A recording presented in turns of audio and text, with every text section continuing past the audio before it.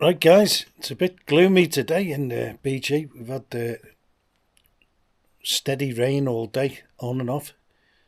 Well, it's not steady, is it, if it's on and off?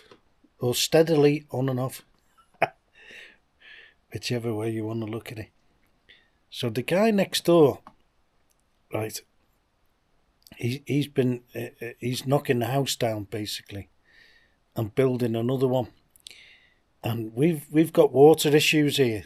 There's a little stream at the back of the house, which is only comes into play when it's really rains heavy, but it's a dried up stream. But like when it runs, and I keep telling this guy, and I've told him now about 5 times, and I'm getting the 2 plums and a cherry, and he must think, who's this guy, this old guy, this foreigner? And what does he know? And I keep telling him all the time, when the rain comes and when the water comes down the hill, you'll find out. And I've told him this now about 3 or 4 times, and I know he's just like, you can just see, he's thinking, who's this dickhead, So,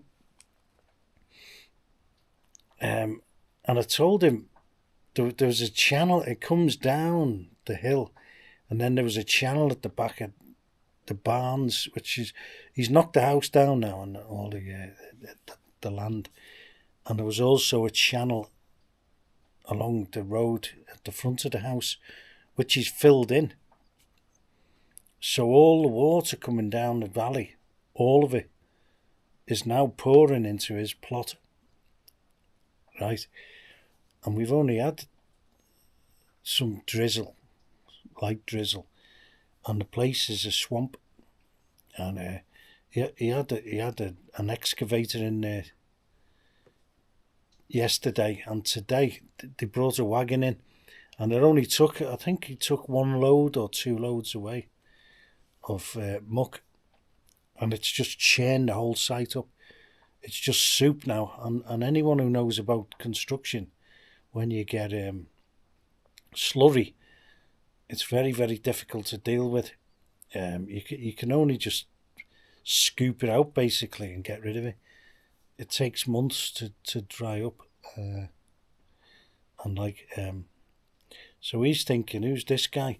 So I said to him, this channel was going behind the house, and it goes actually under the 2 houses and then out. And I showed him the route, and he said, oh yeah, I know all about this. And I said, well, don't block it up, whatever you do, because it's there for a reason, This is a river, it's a stream, only there's no water in it now, but there will be. And he's like, oh yeah, I know, it comes from over there. And he pointed in the other direction. I said, no, it doesn't, it comes from up above in that valley there. That's a stream, and it comes, I don't know where it comes through. It comes through my land, and then through his land, and then through another 2 plots, and then there's a pipe then under the road to the river. And I walked the route with him, and I said, this is where it goes. I said, don't block it up, Oh yeah. So I knew at the time he wasn't listening. And I knew at the time he thought, like, well, what's he talking about? There's no water in it. So now he's found out, and we've only had a little bit of drizzle today, and the place is like just a lake, because he's getting all this water from behind the house, and he's also blocked up we had just a little channel down the side of the road. It's only about like a foot deep, and he's filled it all in. So all the water comes up to my place now, my house, and his land's quite a bit lower than mine. So it comes through the channel down the valley, and it's just pouring into his land. And I was trying to tell him. I told him, I think it was yesterday, and I said, you're not listening about this water. I said, when it rains here, it gets wet, and it's all going to come into your land. And then we've only had a bit of drizzle overnight, and today just steady, not very heavy, and his land's just full of water now. And he had this excavator there. They've cleared off now because they've realised it's just they were axle deep, and it happens very quick. When you chain a site up with, especially track machines and wagons, it just goes to shit immediately, and that's what they've done. And now they've cleared off. They've gone. So that might help alleviate the situation, actually. But I must have this must translate here to do not listen to this grey man. He knows nothing. And I've told him on the very first day I met him. I said, this channel here, do not block this channel up. And he did it straight away. Immediately, because I knew what he was going to do. And what he's done is, I don't know why, but he had this courtyard, I've got behind this house, and it's solid stone patio, thick stones patio, not even cobbles, but huge flat stones. And he dug them all up, and I thought, well, the house must be going here, That's just what I was always thinking. So I said to him the other day, I said, because I want to negotiate a little bit of land to the side of my house for a garage parking place, because he said he wanted to buy the land beyond my back wall. So I said, well, I'll swap. So then I was kind of trying to get the picture of how much room he's going to have, in the courtyard and that. And so I said to him, where's the house? Where's your new house going to go? And he says, up at the back in the field. And I thought, well, why have you dug up all this patio? Which is now a swamp, basically. And I thought, why has he dug that up? That was his hard standing for all his deliveries. There's going to be a lot of deliveries and everything. Why did he dig it up? And now it's just mud underneath. And all the stones are just piled up in the corner. And I thought, why has he done that? And, and he's dug up all the channels in the meantime, So what he's spread out now, they've just knocked the house down, which is basically timber. It's wattle and daub in English terms. Wattle and daub. So they've removed all the timber, right? They knocked the house down in 2.5 days, so they did well. He had a big squad here of gypsies, and they did well, and so they knocked it all down. But in the process of getting all the timber off the site, what's left? The daub, which is clay. It's clay, and he just spread it all over the site now. And it's the worst thing he could ever do. He spread all the clay over the site, and now it's all saturated. And there's nothing worse than wet clay. If anyone's ever walked in clay, it's like just sucks your wellies off, And so that's what he's got. That's what he's created. But he had a hard standing patio, which he needn't have even touched, really, because it was lower than the road. And if anything, what he wants for the hard standing in front of the house, which is on. It's like split level. It's like you go into the land back about 8 meters, 9 meters, 10 meters, and then there's a wall about waist height, and then the house is going above that in the field, which is just pure soil at the moment. So why would you ever get rid of this hard standing at this stage? I'll never know where the thinking was, because you've reduced it lower than the road. So all the water coming down the valley is going into this land, and he's blocked the drainage off, which I told him day one. Don't block that off. I said to him, don't block that off there. That gets rid of all the water, and he's blocked it off, and he probably won't even realise. He probably won't even realise he said it, you know. Because I knew the topography and how all the drainage was working around the houses. And a few years back, about 10 years ago, the other neighbour below, they blocked this channel off. They blocked it off, and this guy got flooded next door, which is where he's doing this work. So I knew all about it, you know, and I said at the time to the other owner, the previous owner, I said, you need to if you put a big pipe like 400 diameter, 500 diameter, from the back of the plot, you know, this where the wall is, to the drainage channel in the road, it'll take all the water away. And I told him that yesterday, this new guy, and he was like, I'm thinking, am I wasting my time here talking to these people? And seemingly so, you know, but maybe not.